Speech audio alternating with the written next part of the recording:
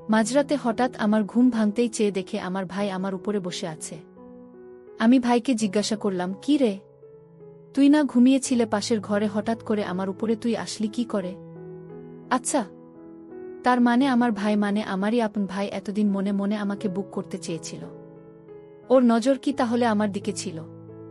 বন্ধুরা, আজকের গল্পটা তোমাদের খুবই ভালো লাগবে, আর এই গল্পটার জন্য তোমরা আমাকে অনেকেই রিকোয়েস্ট করেছিলেন। ওহে আমার প্রাণপ্রিয় কাছের বন্ধুরা, তোমরা সবাই কেমন আছো? আমার পরাণের বন্ধুরা, তোমাদের জন্য আরও একটি নতুন গল্প নিয়ে হাজির হয়ে গেলাম। বন্ধুরা, আমার নাম হচ্ছে সুনন্দা। আসলে বলতে গেলে আমার মা বাবা আমার 10 বছর বয়স থাকাকালীন তারা মারা যায়। আমার মা বাবা বলতে আমি আমার ভাইকে বুঝি। কেননা এই ভাই আমাকে বড় করেছে, ভাই আমাকে মানুষ করেছে, ভাই আমার কোনো কিছুর অভাব দেয়নি। ভাই আমার সুখের জন্য বা আমাকে মানুষের মতো মানুষ করার জন্য এখনও সে বিয়ে করে নাই।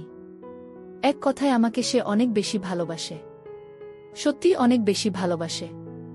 আসলে তোমাদেরকে কি করে বলি বন্ধুরা, আমার যে মা পৃথিবীতে বেঁচে নেই এটা আমার কখনই মনে হয় না। তাছাড়া আমার যে বাবাও বেঁচে নেই এটাও আমার কখনো মনে হয় না। বড় ভাই আমাকে এত আদর যত্ন করে মানুষ করেছে। তো আমরা আসলে ঢাকা শহরের সাভারে থাকি। আমার ভাই, আমি যতটুকু জানি, সে গার্মেন্টসে চাকরি করে, গার্মেন্টসের সুপারভাইজার। মোটামুটি ভালো একটা পোস্টে, আগে অপারেটর পোস্টে ছিল। এখন সে গার্মেন্টসের সুপারভাইজার হিসেবে সে চাকরি করে।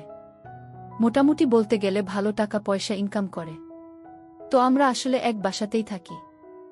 ভাই বোন পরিচয় দিয়েই আমরা একসঙ্গে থাকি। তো বন্ধুরা, আসলে ঢাকা শহরে বাসা ভাড়া পাওয়া খুবই কষ্টের একটা ব্যাপার।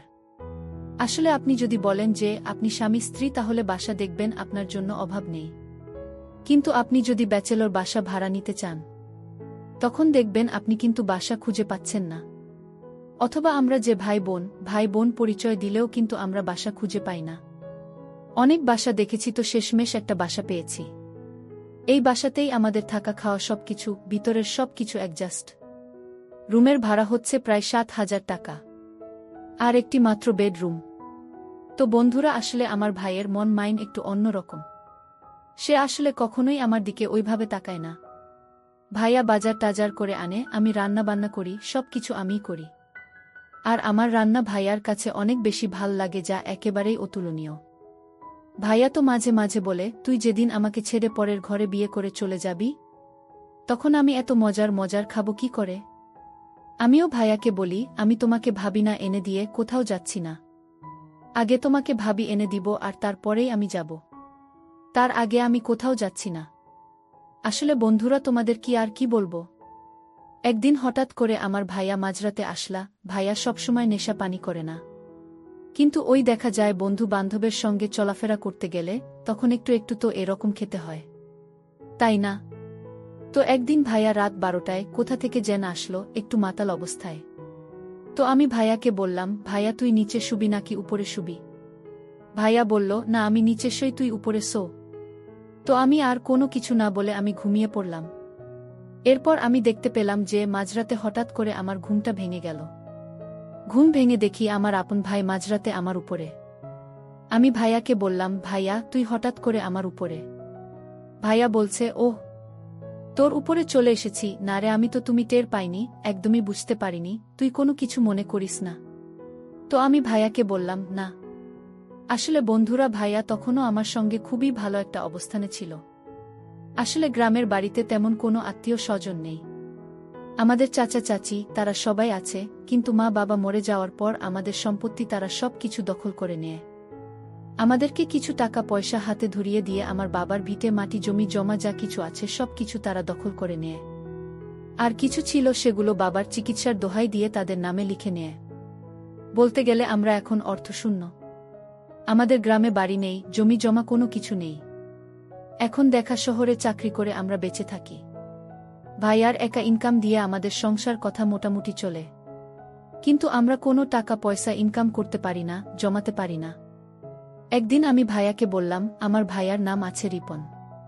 আমি ভাইয়াকে বললাম, রিপন ভাইয়া দেখো, তুমি তো একা একা ইনকাম করছো, আসলে অনেক টাকা পয়সা ইনকাম করছো, তোমার একার টাকা দিয়ে আর কতদিন চলবো? এভাবে কি সংসার চলে যায় নাকি? আসলে আমাদের তো বাড়ি, নিজস্ব জায়গা জমি দরকার, এবং আমরা সেখানে বাড়ি গাড়ি করব, এটা তো দরকার। আমরা তো আর সারা জীবন এভাবে ভাড়া বাসায় থাকতে পারবো না। তারপর আর সাগর ভাই আমাকে বলছে, হেরে তাতে অবশ্যই তুই ঠিকই বলেছিস। আসলে এইভাবে ভাড়া বাসায় তো সারা জীবন থাকতে পারবো না। আর তাছাড়া তোমার বিয়ে শাদী দিতে গেলেও তো মনে করিস একটা বাড়ির দরকার, ভাড়া বাসাতে তোকে বিয়ে শাড়ি দিতে পারবো না। আমি ভাইয়াকে বললাম, শুধু কি আমার বিয়ে? তোমাকে বিয়ে শাদী করতে হবে। এভাবে ভাড়া বাসায় থাকলে তোমাকেও কোনো মেয়ে বিয়ে করবে না। তখন আমার ভাইয়া বলতেছে, আমার হিসেব অন্যটা, গার্মেন্টসে অনেক মেয়ে আছে, যে কোনো একটা ধরে নিয়ে আসলাম। আমার হিসাব বাদ দে, তোর জন্য আমার যত চিন্তা। তো বন্ধুরা, আমাদের ভাই বোনের সংসারটা মোটামুটি বলতে গেলে এক প্রকার ভালোই চলছিল। কিন্তু ইদানিং আমি লক্ষ্য করি, রাত যত গভীর হয়, আমার ভাইয়া মোবাইলে কি যেন ভিডিও দেখে। কানের ভিতরে হেডফোন দিয়ে সে মারাত্মক লেভেলে ওই মোবাইলে একদম মোবাইল থেকে চোখ সরায় না। একদিন আমি দেখি ভাইয়া একদম ঘুমিয়ে পড়েছে। আর মজার ব্যাপার হচ্ছে, আমি ঘুমিয়েছিলাম কিন্তু হঠাৎ করে দেখি নিচে আলো জ্বলছে মোবাইলে। তখন বন্ধুরা, আমি ভাইয়ার মোবাইলটা অফ করতে গিয়ে দেখে কি দেখলাম আমি এটা? বন্ধুরা, আমি আমার নিজেকে একদমই বিশ্বাস করতে পারছিলাম না সেদিন। আসলে ভাইয়া মোবাইলের মধ্যে ওই সমস্ত ভিডিও দেখতেছিল। আমি আসলে আজ পর্যন্ত ভাইয়াকে কখনোই আমি এই ধরনের ভিডিও দেখতে দেখি নাই যে ভাইয়া এই ধরনের ভিডিও দেখেছে। বন্ধুরা, এটা আসলে খুবই আশ্চর্যজনক একটি ঘটনা। আমি আসলে ছোট থেকে এক ভাইয়ের কাছে বড় হয়েছি, কখনোই ভাইয়াকে এমন অবস্থায় বা এমন সিচুয়েশন আমি দেখি নাই। হঠাৎ করে আমার ভাইয়ার কি হলো? তবে হঠাৎ করে আমার মনে হলো, না, এভাবে আর কতদিন? ভাইয়ার তো বয়স হচ্ছে, ভাইয়ার প্রায় 28 বছর বয়স, আর কতদিনই বা একা একা থাকবে? আসলে আমাকে বট করতে গিয়ে আমার ভাইয়ার বয়স মোটামুটি ভালোই হয়েছে। আমি যতটুকু জানি, গার্মেন্টসে অনেক মেয়ে, আমার ভাইয়া যেহেতু সুপারভাইজার, অনেকেই তাকে প্রেমের অফার দিয়েছে।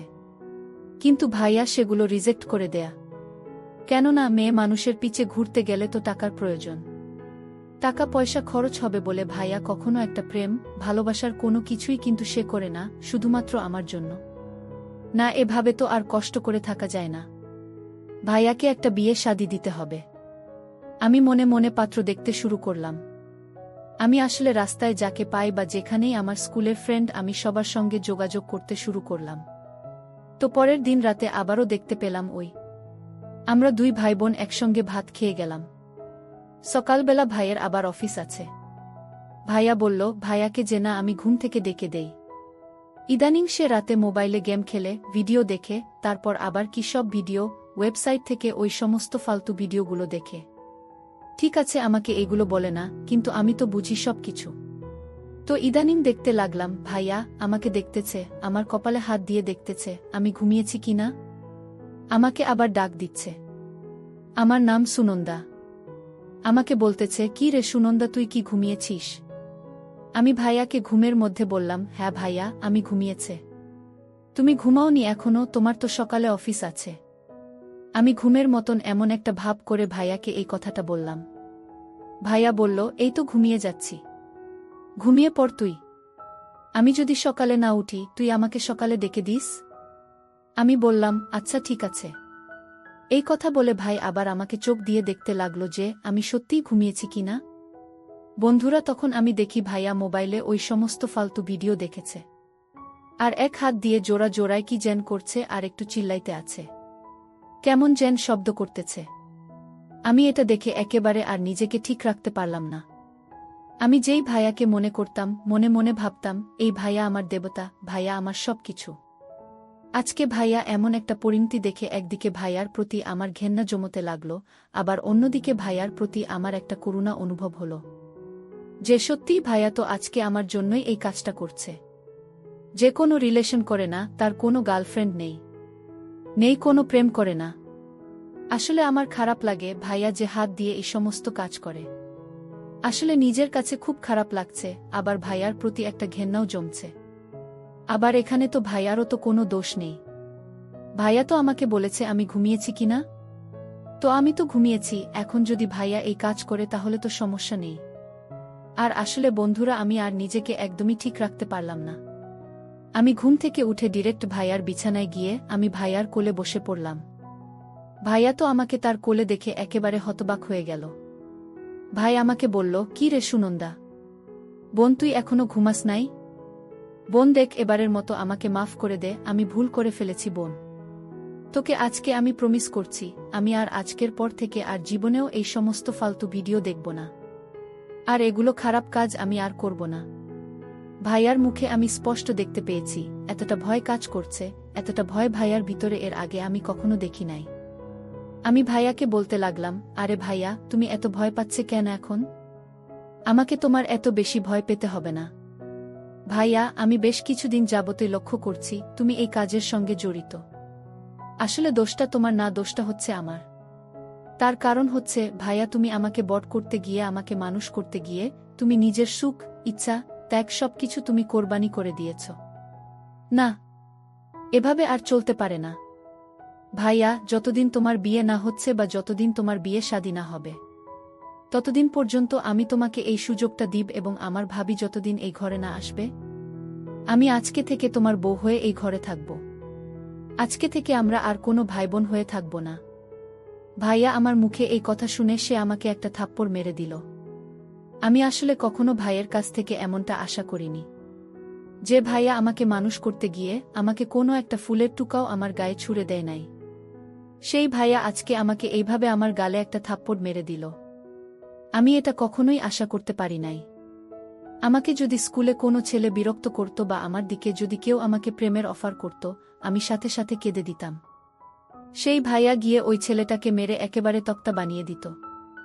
সেই ভাইয়া কিনা আজকে আমাকে এইটুকু সামান্যর জন্য আমাকে এভাবে থাপ্পড় মারল। বন্ধুরা, আমি আসলে বিষয়টা একেবারেই নিতে পারি নাই। তারপর ভাইয়া আমাকে বলতেছে, দেখ সুনন্দা, আমি এই কাজটা করতে পারে? তুই আমার বোন, ঠিক আছে, আমার একমাত্র আপন বলতে তুই আছিস না, তোর সঙ্গে এই কাজটা আমি জীবনেও করতে পারব না। আর তুই এই কথাটা আমাকে কি বললি? এই জন্যই আমি তোকে একটা থাপ্পড় মেরে দিলাম, ঠিক আছে? এরপরে যদি তোর ন্যূনতম যদি শিক্ষা বা জ্ঞান যদি তোর থেকে থাকে, তাহলে আজকের পর থেকে তুই আর কখনো আমাকে এই ধরনের কোনো কথা বলবি না। তখন আমি ভাইয়াকে বললাম, ও আচ্ছা, তাই না? বন্ধুরা, ভিডিও মাঝখানে একটা কথা বলতে চাই। আমি তোমাদের আনন্দ দেওয়ার জন্য খুব কষ্ট করে ভিডিও বানাই। তাই তোমাদের কাছে অনুরোধ থাকবে, অবশ্যই এই ভিডিওটি দেখে একটি লাইক করবে এবং আমার চ্যানেলটি সাবস্ক্রাইব করে পাশে থাকবে। তুমি যে প্রতিদিন এই যে আমি ঘুমিয়ে যাওয়ার পর মোবাইলে এই সমস্ত ফালতু ভিডিও দেখো, তখন বুঝি অন্যায় কাজ করো না। তারপরে তোমার তো এখন বিয়ের বয়স পার হয়ে যাচ্ছে। তোমার তো এতদিনে আমার মতো একটা ছেলে মেয়ে থাকার কথা। তুমি প্রতিদিন রাতে এ হাত দিয়ে এই সমস্ত কাজ করে ভাইয়া, তুমি তো একেবারেই নষ্ট করে দিচ্ছ। না, আমি তোমার এই অন্যায় কাজ আর মেনে নিতে পারবো না। আমি তোমার এই কাজ আর কখনোই মেনে নিতে পারবো না। দেখো ভাইয়া, আজকে আমার দেহে প্রাণ থাকুক বা না থাকুক, আজকে তোমাকে আমার সঙ্গে এই কাজটা করতে হবে। আমি তোমাকে শান্তি দিব, আর আজকের থেকে আমরা স্বামী স্ত্রী হিসাবে এই ঘরে থাকব।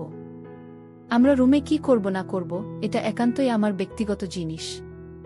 এটা বাইরের মানুষ কোনো ভাবে জানবে না। দেখো ভাইয়া, এই যে আমরা এই ঢাকা শহরে থাকি, এখানে কি আমাদের মামা, চাচা, আত্মীয় স্বজন কেউ আছে? কেউ তো নেই। আরে আমাদের তো কেউ চিনে না। তুমি আর আমি যদি একসঙ্গে ওই কাজগুলো করি, আমাদের তো কেউ বুঝতেই পারবে না। দেখো ভাইয়া, তোমারও বিয়ে শাদী সঠিক সময়ে হবে না, আর আমারও হবে না। কারণ আমাদের হাতে টাকা নাই, আসলে নাই আমাদের নিজেদের বাড়ি। আমাদেরকে কে বিয়ে করবে? দেখো ভাইয়া, আমাদের বিয়ে শাদী হোক বা না হোক, আজকে থেকে আমি আমার মনকে বলে দিলাম, তুমি আমার হাজব্যান্ড, আমি তোমার স্ত্রী। এর চাইতে বড় কিছু আমি আর পৃথিবীতে বলতে পারি না। তো বন্ধুরা, আমরা মনে মনে সিদ্ধান্ত নিলাম এটা। তারপর আমার ভাইয়া সেদিন সে খুবই বিরক্ত আমার উপর। সে এক প্রকার রাগ করেছে, জেদ, তার খুবই জেদ। আসলে সে আমাকে কোলে পিঠে করে মানুষ করেছে, কিন্তু সে আমাকে কখনো এই নজরে দেখে নাই। কিন্তু বন্ধুরা, আমি আমার ভাইয়াকে কখনো এই পুরুষের নজরে আমি দেখি নাই। কিন্তু আমার ভাইয়া দিনের পর দিন, রাতের পর রাত, সে তার নিজের জীবনটাকে নষ্ট করে দিচ্ছে। সে তো বিয়ে শাদী করলে কোনো কিছু করতে পারবে না। তার এই কষ্ট আমি আর মেনে নিতে পারি না। আমার খুব খারাপ লাগে। আসলে আমার ভাইয়া মা বাবা মারা যাবার পর আমার জন্য সে তার জীবনটা একেবারে নষ্ট করে দিয়েছে। আমি আর চুপ থাকতে পারলাম না। আমি বেঁচে থাকতে এই কাজ কখনো ভাইয়ের সঙ্গে হতে পারে না। বন্ধুরা, তারপরের দিন আমি ভাইয়াকে আবারও বুঝলাম, কিন্তু সে বোঝে না। ওই দিন রাত থেকে আমি আর ভাত খাওয়া একেবারে বন্ধ করে দিয়েছি। আমি সকাল দুপুর বেলার ভাত খাচ্ছি না। না, আমার সিদ্ধান্ত একেবারে অটুট। আমি একেবারেই খাওয়া দাওয়া বন্ধ করে দেব, যতক্ষণ না পর্যন্ত আমার ভাইয়া আমাকে মন থেকে মেনে নেবে। যতক্ষণ না পর্যন্ত আমার ভাইয়া আমাকে বলবে, ঠিক আছে, আজকে থেকে আমরা স্বামী স্ত্রী হয়ে আমরা এই কাজ করব। ততক্ষণ পর্যন্ত আমি একটা দানা পানিও খাব না। আর এই বলে আমি গত 2 দিন যাবৎ না খেতে খেতে একেবারেই অসুস্থ হয়ে পড়েছি। আমার ভাইয়া গার্মেন্টস থেকে এসে দেখে এই অবস্থা। সে আমাকে হাসপাতালে নিয়ে গেল এবং ডাক্তার বলল, আসলে রোগীর অবস্থা খুবই খারাপ। তখন আমার ভাই আমাকে বলল, সুনন্দা, এত জেদ মানায় না বোন। তুই কেন এমন কাজ করছিস বলতো? দেখ, আমি এটা পারব না। আমিও ভাইয়াকে সোজা বলে দিয়েছি, তুমি যতক্ষণ রাজি না হবে আমিও তোমার বোন, সেই একই রক্ত আমার শরীরে আছে। আমিও একটা দানাও খাব না। দরকার পড়লে আমি মরে যাব। এই জীবন আমি রাখব না, কিন্তু বেঁচে থাকতে অন্তত তোমার এই কষ্টটা আমি মেনে নিতে পারব না। তখন আমার ভাই আমার জেদের কাছে সে হার মানল। সে আমাকে বলল, ঠিক আছে, তুই চাস তো? ঠিক আছে, আমি রাজি। তখন বন্ধুরা, আমরা বাসায় গিয়ে আসলে আজকে থেকে আমরা মনে মনে শপথ করে নিলাম যে আমরা স্বামী স্ত্রী। আমাদের বিয়ে শাদী লাগবে না। আমরা নিজেরাই একটা ছোট্ট সংসারে ঢাকা শহরের বুকে তৈরি করব। তারপর আমাদের সুখের সংসারে আর কোনো ঝামেলা থাকবে না। ভাইয়া চাকরি করে আর আমি রান্না বান্না করি। আর রাতে আমাদের এটা চলে। সেহেতু এখন আর কোনো বাধাগ্রস্ত কোনো কিছু নেই। এখন আমাদের একটা সুন্দর একটা সংসার চলছে। ও, আর একটা কথা তোমাদের বলে দিই, ভাই কিন্তু আমার নিজের আপন ভাই না। সে আমার সৎ ভাই, এই জন্য কিন্তু এটা সম্ভব হয়েছে। আর আপন ভাই হলে কিন্তু এটা কখনোই সম্ভব হতো না। কেননা আমার মা বাবা আসলে ছোটবেলায় মারা গিয়েছিল। তখন আসলে ছোটবেলা থেকে আমাকে কোলে পিঠে করে মানুষ করেছে। কিন্তু সে আমার সৎ ভাই হলেও আমার দিকে কখনোই ওই নজর দেয় নাই। এরকম একটা বিশ্বস্ত মানুষ সত্যিই খুবই প্রয়োজন। তো বন্ধুরা, তোমাদের লাইফে এরকম কার কার ঘটনা আছে? অবশ্যই তোমরা কমেন্ট করে আমাকে জানাতে পারো। আর আজকের গল্পটি তোমাদের কাছে কেমন লাগলো অবশ্যই আমাকে কমেন্ট করে তোমরা বলতে পারো। এই ধরনের যদি তোমরা আরও বেশি বেশি ভিডিও পেতে চাও, তাহলে কি করতে হবে? এই চ্যানেলটিকে সাবস্ক্রাইব করে দিতে হবে। বন্ধুরা, তাহলে আমি আরও উৎসাহ পাব, তোমাদেরকে এই ধরনের গল্প আরও বেশি বেশি নিয়ে আসতে পারব। তোমরা যারা দেশ বিদেশ থেকে আজকের ভিডিওটি দেখছো, সবাইকে অনেক বেশি ধন্যবাদ। আর সবাই ভালো থাকবে, সুস্থ থাকবে, সবার জন্য দোয়া রইল।